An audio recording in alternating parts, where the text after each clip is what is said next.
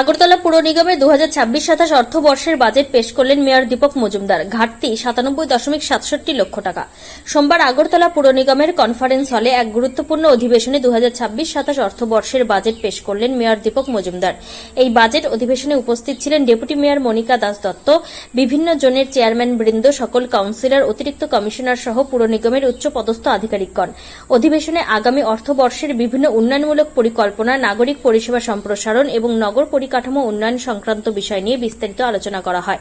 Budget অধিবেশন শেষে আয়োজিত এক সাংবাদিক সম্মেলনে মেয়র দীপক মজুমদার বাজেটের আর্থিক খতিয়ান তুলে ধরেন। তিনি জানান, সংশোধিত বাজেট অনুমান অনুযায়ী পুর নিগমের মোট রাজস্ব প্রাপ্তি হয়েছে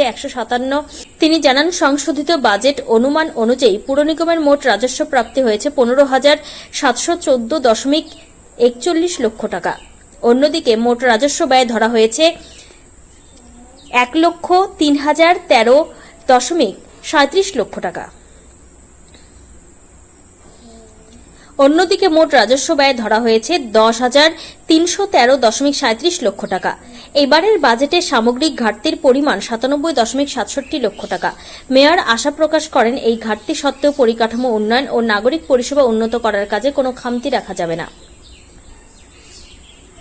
ত্রিপুরা থেকে বিক্রম কর্মকারের report, crime press, Bengal news. আর্থিক সহযোগিতায় কেন্দ্র সরকারের বিভিন্ন প্রকল্প, মার্কেটিং মিশন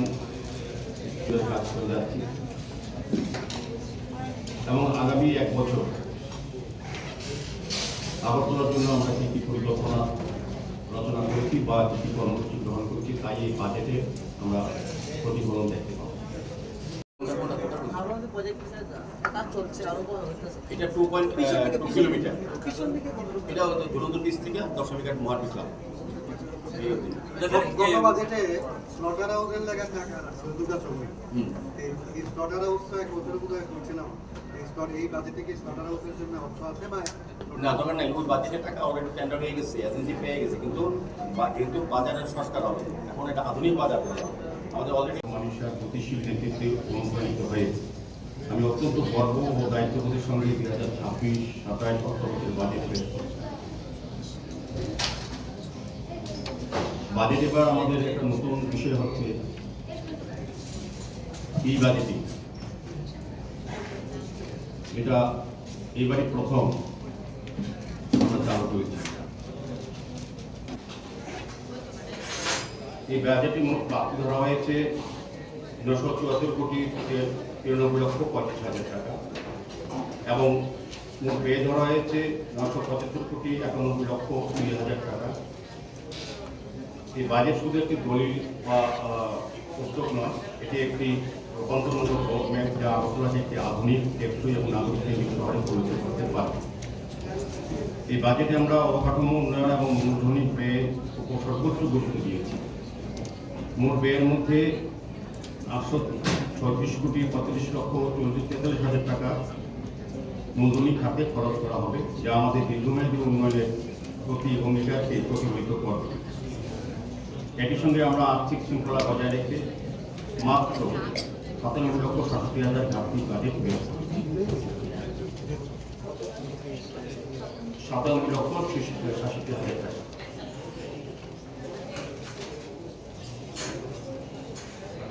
আমাদের স্বয়ংসিদ্ধ আগরতলা এই উদ্যোগের মাধ্যমে নিজস্ব আয় 80,19 লক্ষ টাকা উন্নত করার লক্ষ্যমাত্রা নির্ধারণ করা হয়েছে। প্রতি বছরই আমাদের নিজস্ব আয় বিভিন্ন বছরের বাজেট, এই 5 বছরের যা প্রাপ্তি, এটাকে সংক্ষেপে মানে মানুষের কাছে কি নিয়ে যাবে, একটু সংক্ষেপে যদি এই ব্যাপারটা। না, আমি প্রথমেই বলবো, আমরা 5 বছর পর্যন্ত যাবো, আমরা এবার পাবলিককে বলবো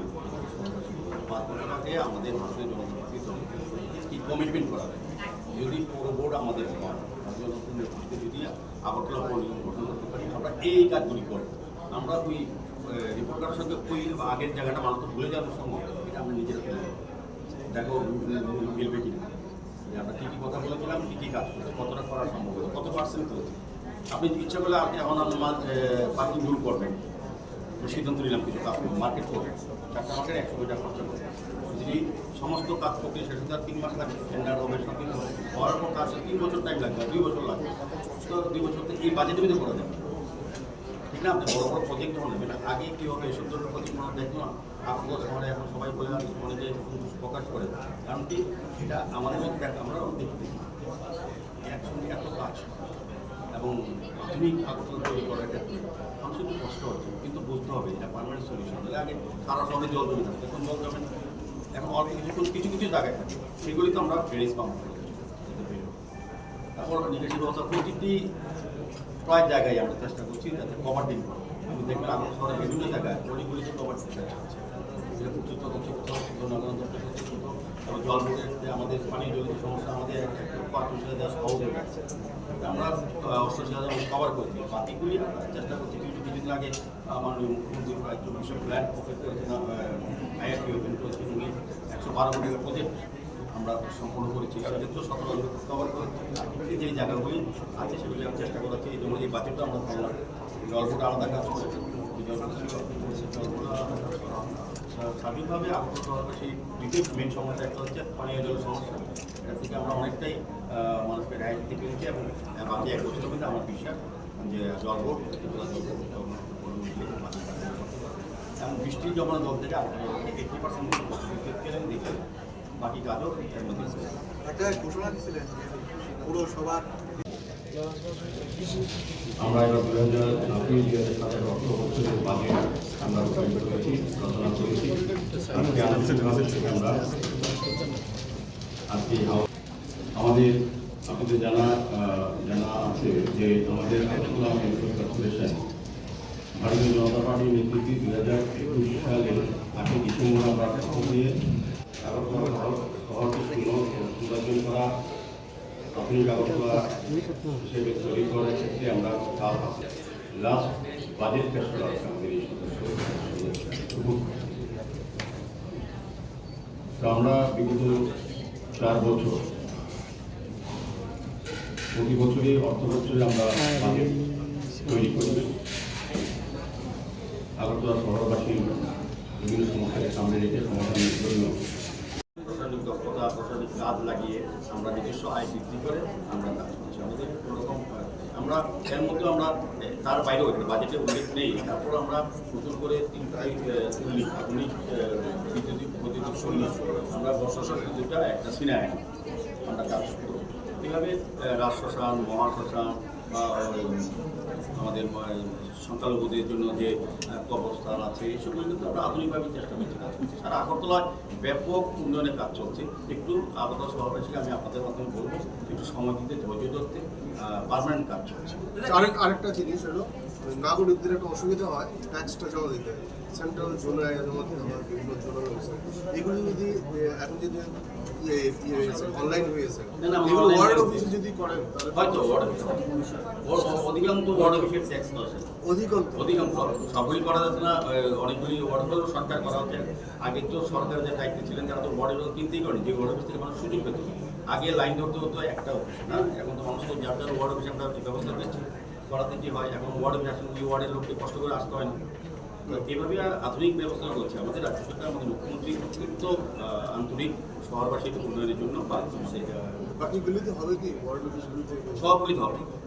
সমস্ত ব্যবস্থা আস্তে আস্তে আধুনিকভাবে ডিজিটাল সিস্টেম সমস্ত জায়গায় আমরা করে দেবো সমস্ত যে দীর্ঘ 40-50 বছর হয়নি আগরতলা মিউনিসিপাল কর্পোরেশনে এটা আমরা আস্তে আস্তে করার চেষ্টা করছি দাদা যানজটের কথা আপনি বলছিলেন রিক্সা নিয়ন্ত্রণহীনভাবে আগরতলা শহরে চলছে এবং বাড়ছে এটা নিয়ে মিউনিসিপ্যালিটি এটা অ্যাকচুয়ালি এই বিষয়টা হচ্ছে পরিবহন না রিক্সা তো পরিবহন ট্রাফিক করতে এটা মিউনিসিপ্যালিটি যেটা আছে আমরা নিয়ম মানে কি মানে না